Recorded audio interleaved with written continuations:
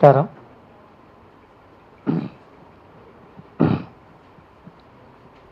Sir చెప్పినట్టుగా నేను CPM party తరఫున రాలేదు. నేను సుందరయ్య విజ్ఞాన కేంద్రం ట్రెజరర్గా, తర్వాత ఇక్కడ ఒక మాట్లాడటానికి కూడా రాలేదు. సార్ పిలిచారు. సరే, అందరు పెద్దలు చాలా విషయాలు చెప్పారు. సమాజంలో జరుగుతున్న అనేక కోణాల నుంచి, రాజకీయ రంగంలో, సామాజిక రంగంలో, అదేవిధంగా జ్యుడిషియరీలో, అన్ని రంగాలలో ఎట్లాంటి అన్యాయం జరుగుతుందో వివరంగా చెప్పారు. నేను ఇక్కడికి వచ్చిన వాళ్ళందరూ కూడా ఆ విషయాలు తెలవని వాళ్ళు కాదు. చాలా ఒక్కొక్కరు స్పీకర్స్, ఒక్కొక్కరు రైటర్స్, కాబట్టి నేను మళ్ళీ వాటిని రిపీట్ చేయదలుచుకోలేదు. అయితే ఇలాంటి అభిప్రాయాలు కలిగిన వాళ్ళు సమాజంలో చాలామంది ఉన్నారు. కానీ ఎవరికి వాళ్ళే ఉంటుండ్రు. మేము మనొక్కళ్ళం ఏం చేయగలం, మనం కొంతమంది ఏం చేయగలం అనే భావనలో ఉంటుండ్రు. అంటే ఇలాంటి అభ్యుదయవాదులు మధ్యలో ఐక్యత లేకపోవటం వల్ల, మన మేడం గారు చెప్పినట్టుగా కాన్ఫిడెన్స్ ఇవ్వలేకపోతున్నాం. ఆ కాన్ఫిడెన్స్ ఇవ్వటానికి ఏం చేయాలనేది సీరియస్గా ఆలోచించాల్సిన అవసరం ఉంది.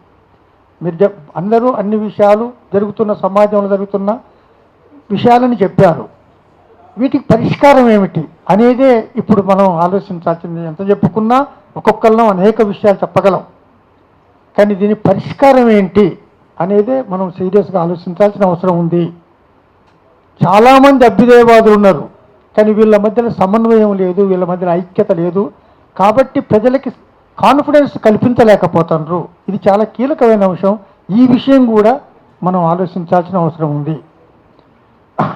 తర్వాత వాళ్ళు ఏమంటారు, ప్రజలందరూ మాకు మ్యాండేట్ ఇచ్చిండ్రు, ఇటనే పరిపాలించమన్నారు, రామాలయం కట్టమన్నారు, లేదా సివిల్ కోడ్, ఉమ్మడి సివిల్ కోడ్ తీసుకురమ్మన్నారు, లేకపోతే పలాని మతస్థులను దూరం కొట్టమన్నారు, లేకపోతే అంటే ఇట్లా వాళ్ళు సమాజం లోపల ఉన్న తాము చేసే ప్రతికూలమైన పనికిరాని పనులకు కూడా ప్రజల ఆమోదం ఉందని చెప్తాండ్రు. మరి ప్రజాస్వామ్యం అన్నప్పుడు అది తప్పదు. ఈ వ్యవస్థని పోగొట్టడానికి మనమేం చేయాలి, లేదా అలాంటి పాలకులు లేకుండా ఉండటానికి మనమేం చేయాలి అనేది కూడా ఆలోచించాల్సిన అవసరం ఉంటుంది.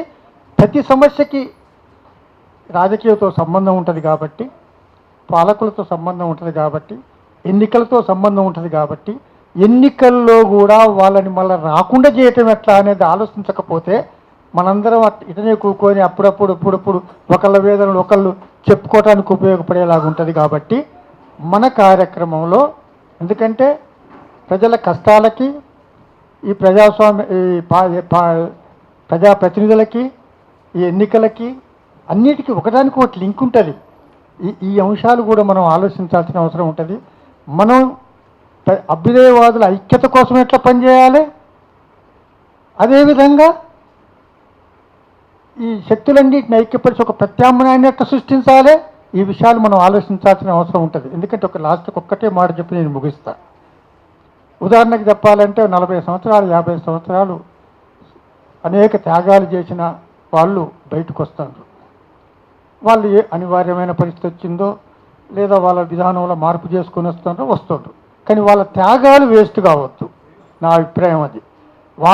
ఎందుకంటే కొద్ది ఏమి త్యాగాలు చేయని వాళ్ళే సమాజంలో జనంతో గుర్తించబడి ఓట్లు వేస్తున్న సమయంలో ఇలాంటి త్యాగాలు చేసిన వాళ్ళందరూ ప్రజల మధ్యలోకి వచ్చి వాళ్ళ త్యాగాలన్నీ మనం చెప్పి ఆల్రెడీ ఇప్పటికే సమాజంలో ఉన్న ఇతర వామపక్షాలన్నీ కలుపుకొచ్చుకొని ఒక ప్రత్యామ్నాయాన్ని ఏర్పాటు చేయగలిగితే ఈ దేశం లోపలనే ఒక ప్రత్యామ్నాయం వచ్చే అవకాశం ఉంటుంది. కాబట్టి ఇలాంటి విషయాలు కూడా మనం చెప్పకపోతే ఏదో ఎప్పటికప్పుడు వీళ్ళకి బాధ అయినప్పుడు ఎట్నే మీటింగులు పెట్టుకుంటారు, చెప్పుకుంటారు, వెళ్ళిపోతారు. ఆ బాధ అయిన వాళ్ళు అందరూ కూకుంటారు, మాట్లాడుకుని వెళ్ళిపోతారు అనే భావన వస్తుంది. కాబట్టి ఒక ప్రత్యామ్నాయాన్ని కూడా మనం ఆలోచించాల్సిన అవసరం ఉంటుంది. ప్రతి సమావేశానికి, ప్రతి ఘటనకి ఈ రాజకీయాలకు ఉండే సంబంధం, పాలకులకు ఉండే సంబంధాన్ని చెప్పాల్సిన అవసరం ఉంటుంది. ఈ ఎన్నికల్లో వీళ్ళని ఓడించకపోతే, మనం అనుకున్న ప్రత్యామ్నాయాన్ని తీసుకురాకపోతే మనకి నష్టం వస్తుంది అనే భావాన్ని కల్పించేలాగా కూడా ఒక ప్రత్యేక ప్రయత్నం చేయాల్సిన అవసరం ఉంటుందని నేను తెలియపరుస్తున్నా. అవకాశం వచ్చినందుకు ధన్యవాదాలు.